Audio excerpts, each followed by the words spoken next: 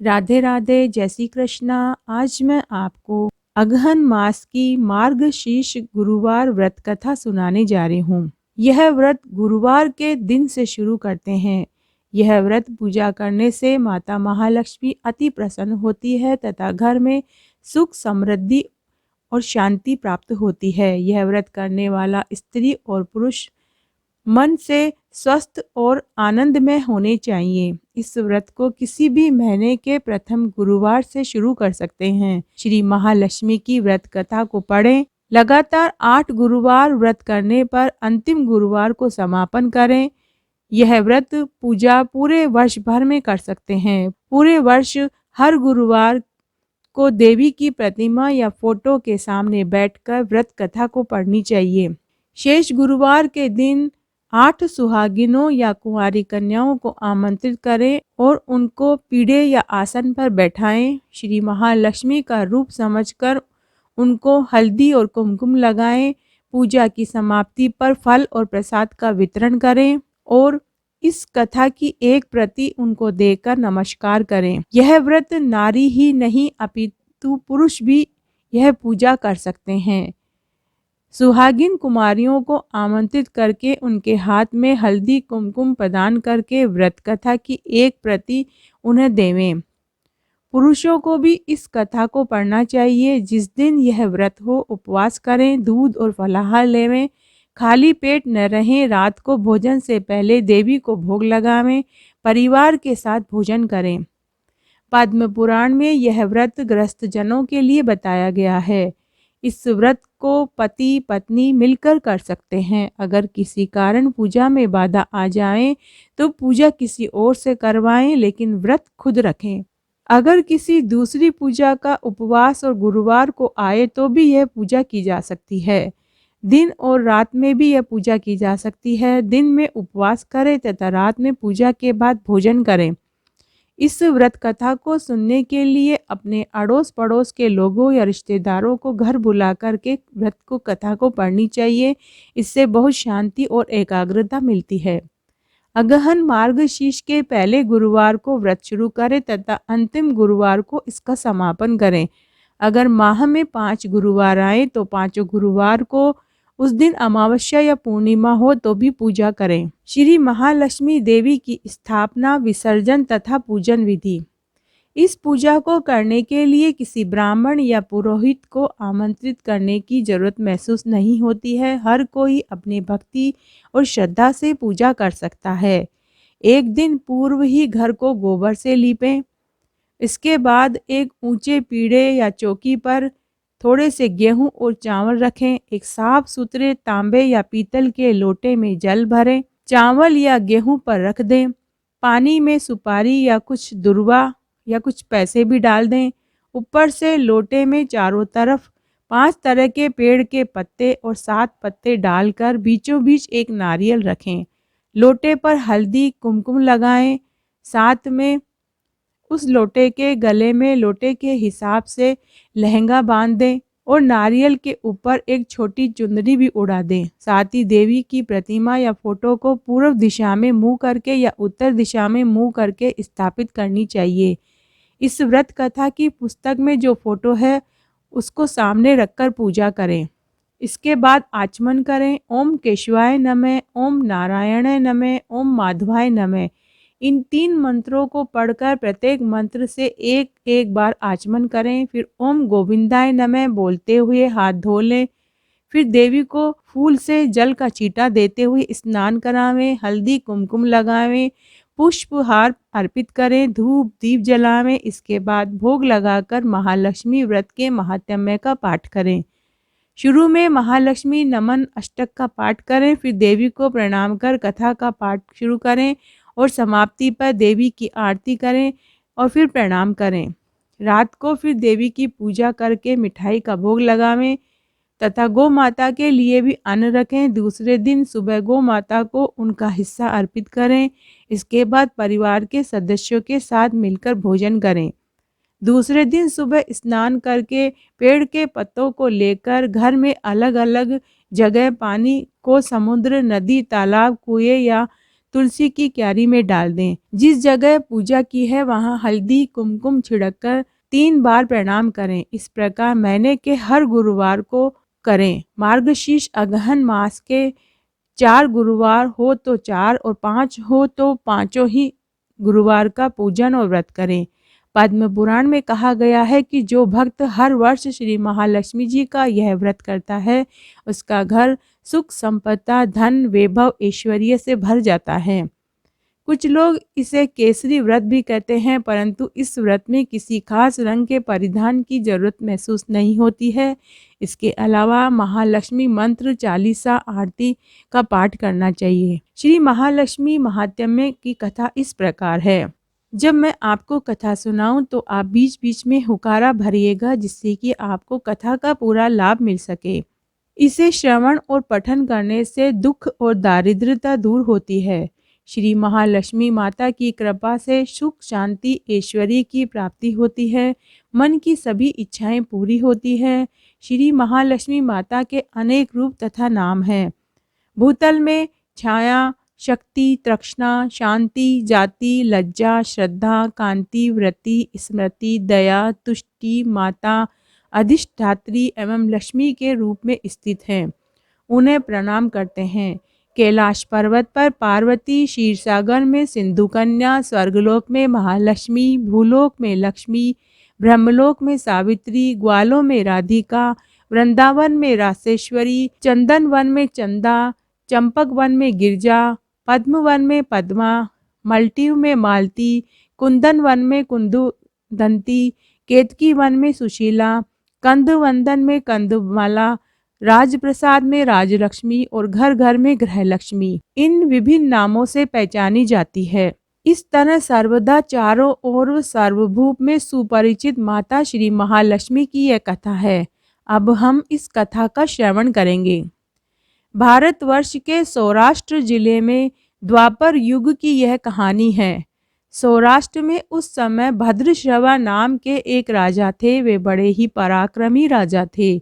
4 वेद, 6 शास्त्र, 18 पुराणों का उन्हें ज्ञान था। उनकी रानी का नाम सूरत चंद्रिका था। रानी बहुत सुंदर और सुलक्षणा थी तथा पतिव्रता थी।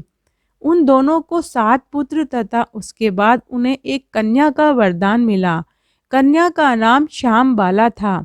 एक बार महालक्ष्मी जी के मन में आया कि जाकर उस राजा के राजप्रसाद में रहे। इससे राजा को दिन दूनी रात चौगुनी धन दौलत की प्राप्ति होगी और वह इस धन दौलत से अपनी प्रजा को सुख दे पाएगा। गरीब के घर अगर रहेंगे तो उन्हें धन दौलत की प्राप्ति होगी तो वे स्वार्थी हो जाएंगे और वे केवल अपने ऊपर ही खर्च करेंगे। यह सोचकर श्री महालक्ष्मी जी ने बुढ़ी ब्राह्मणी का स्त्री का रूप धारण किया और हाथ में लाठी लिए हुए लाठी के सहारे रानी के द्वार पर पहुंची। यद्यपि उन्होंने बूढ़ी औरत का रूप धारण कर रखा था, पर उनके चेहरे पर देवी का सा तेज प्रकाशित हो रहा था। उन्हें देखते ही एक दासी आई और उनसे उनका नाम, धाम, काम, धर्म पूछा। वृद्ध ब्राह्मण का रूप धारित किए माता लक्ष्मी ने कहा कि बालिके, मेरा नाम कमला है। मेरे पति का नाम भुवनेश है। हम द्वारिका में रहते हैं। तुम्हारी रानी पिछले जन्म में एक वेश्या की पत्नी थी। वह वेश्या गरीब था। दारिद्र्यता के कारण हर रोज उनके घर में झगड़े होते थे तथा उसका पति रोज उसे मारता था। इन बातों से तंग आकर वह घर छोड़कर चली गई तथा वह जंगल में खाली पेट भटकने लगी। उसकी इस दुर्दशा पर मुझे दया आई, तब मैंने उसे सुख संपत्ति देने वाले श्री महालक्ष्मी की कथा सुनाई। मेरे कहने पर उसने श्री महालक्ष्मी का व्रत किया। श्री महालक्ष्मी प्रसन्न हुई और उसकी गरीबी दूर हो गई। उसका घर संसार दौलत संतति संपत्ति से भर गया। बाद में पति पत्नी दोनों परलोक सिधार गए। लक्ष्मी व्रत करने के कारण वे लक्ष्मी लोक में रहे। उन्होंने जितने साल महालक्ष्मी का व्रत किया उतने ही हजारों साल उन्हें सुख मिला। इस जन्म में उनका जन्म एक राजघराने में हुआ है, परंतु वह श्री महालक्ष्मी का व्रत करना भूल गई है। उसे यह याद दिलाने के लिए मैं आई हूँ। बुढ़िया की बातें सुनकर दासी ने उन्हें प्रणाम किया तथा श्री महालक्ष्मी का व्रत किस तरह किया जाए इस बारे में पूछा। बुढ़िया रूप में महालक्ष्मी माता ने दासी को पूजा की पूरी विधि बताई तथा महिमा बताई। उसके बाद वह दासी माता को प्रणाम कर रानी को बताने अंदर चली गई। राजभवन में रहते हुए रानी को अपने ऐश्वर्य का बहुत घमंड था। संपत्ति तथा अधिकार की वजह से वह उन्मत्त हो गई। दासी द्वारा बताई गई बुढ़िया की बातें सुनकर रानी आग बबूला होकर राजद्वार पर आकर बुढ़िया रूप में श्री महालक्ष्मी पर बरस पड़ी।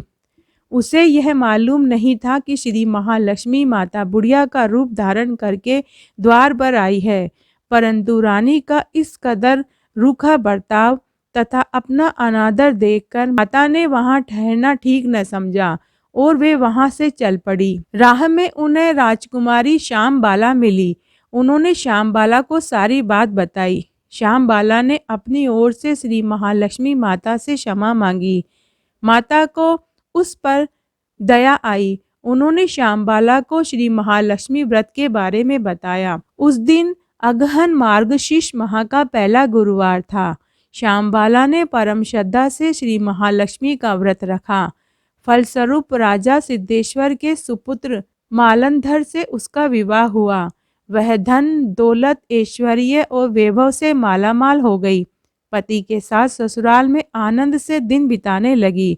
इधर श्री महालक्ष्मी का रानी पर प्रकोप हुआ। फलस्वरूप राजा भद्रश्रवा का राज्य एवं राज कारोबार नष्ट हो गया। यहाँ तक कि खाने के भी लाले पड़ गए। ऐसी हालत में एक दिन रानी ने राजा से निवेदन किया कि हमारे दामाद इतने बड़े राजा और धनवान हैं, ऐश्वर्यशाली हैं, क्यों न उनके पास जाएं, अपना हाल उन्हें बताएं, वह जरूर हमारी मदद करेंगे। इस बात से राजा भद्रश्रवा दामाद के पास रवाना हुए। राज्य में पहुंचने पर एक तालाब के किनारे थोड़ी देर विश्राम लेने के लिए ठहर गए। तालाब से पानी लेने आते जाते दासियों ने उन्हें देखा। उन्होंने विनम्रता से उनकी पूछताछ की। जब उन्हें यह मालूम हुआ कि यह रानी श्यामबाला के पिता हैं, तो वे दौड़ते हुए जाकर उन्होंने रानी को सारी बात बताई। रानी ने दासी के हाथ राज परिधान भेजकर बड़े ठाठ से उनका स्वागत किया, आदर सत्कार किया, खान पान करवाया। जब वे लौटने लगे तो सोने की मोहरों से भरा एक घड़ा दिया। राजा भद्रश्रवा जब वापस लौटे तो उन्हें देखकर रानी सूरज चंद्रिका खुश हुई। उन्होंने सोने की मोहरों से भरे घड़े का मुंह खोलकर देखा, पर हाय भगवान, घड़े में धन के बदले कोयले मिले। यह सब श्री महालक्ष्मी के प्रकोप की वजह से हुआ था। इस प्रकार दुर्दशा में और कई दिन बीत गए। इस बार रानी स्वयं अपनी कन्या के पास गई। वह दिन अगहन मास का अंतिम गुरुवार था। श्यामबाला ने श्री महालक्ष्मी का व्रत और पूजन किया। अपनी माता से भी व्रत करवाया। इसके बाद रानी अपने घर आई। श्री महालक्ष्मी का व्रत रखने पर उनके यहाँ फिर से पहले जैसा ठाट बाट और धन दौलत और ऐश्वर्य हो गया। फिर से वे सुख शांति और आनंद में जीवन बिताने लगे। कुछ दिनों के बाद राजकन्या श्यामबाला अपने पिता के घर वापस आई। उसे अपने घर आया देखकर सूरज चंद्रिका को पुरानी बातें याद आई। यही कि श्यामबाला ने अपने पिता को घड़ा भर कर कोयला दिया था और उसे तो कुछ भी नहीं मिला। इस कारण श्यामबाला को पिता के घर आने पर उसका कोई आदर आतिथ्य नहीं हुआ, बल्कि अनादर हुआ। श्यामबाला ने इस बात का बुरा नहीं माना। अपने घर लौटते समय उसने पिता के घर से थोड़ा नमक ले लिया। अपने घर लौटने पर उसके पति ने पूछा कि अपने मायके से क्या लाई हो। इस पर उसने जवाब दिया कि वहाँ का सार लाई हूँ। पति ने पूछा, इसका मतलब क्या है? श्यामबाला ने कहा, थोड़ा धीरज रखो, सब मालूम हो जाएगा। उस दिन श्यामबाला ने सारा भोजन नमक डाले बिना बनाया और परोस दिया। पति ने खाना खाया। सारा खाना बिना नमक का था, इसलिए स्वाद नहीं आया। फिर श्यामबाला ने थाली में नमक डाला, इससे सारा भोजन स्वादिष्ट लगने लगा। तब श्यामबाला ने पति से कहा कि यही है वह मायके से लाया हुआ सार। पति को उसकी बात सही लगी। फिर वह दोनों हंसी मजाक करते हुए भोजन करने लगे। कहा गया है कि इस तरह जो कोई श्रद्धा भाव से श्री महालक्ष्मी की पूजा करता है उसे माता की कृपा प्राप्त होती है, सुख संपत्ति शांति प्राप्त होती है, सभी मनोकामनाएं पूरी होती हैं। परंतु यह सब प्राप्त होने पर माता की पूजा को भूलना नहीं चाहिए। हर गुरुवार को व्रत पाठ अवश्य करना चाहिए। इस तरह श्री महालक्ष्मी की महिमा भक्तों की मनोकामनाएं पूरी करती है। तो आज मैंने आपको अगहन मास की महालक्ष्मी की गुरुवार व्रत कथा सुनाई, पूजन विधि बताई। अगर आपको ये पसंद आती है तो कमेंट बॉक्स में जय हो महालक्ष्मी जरूर लिखें। धन्यवाद।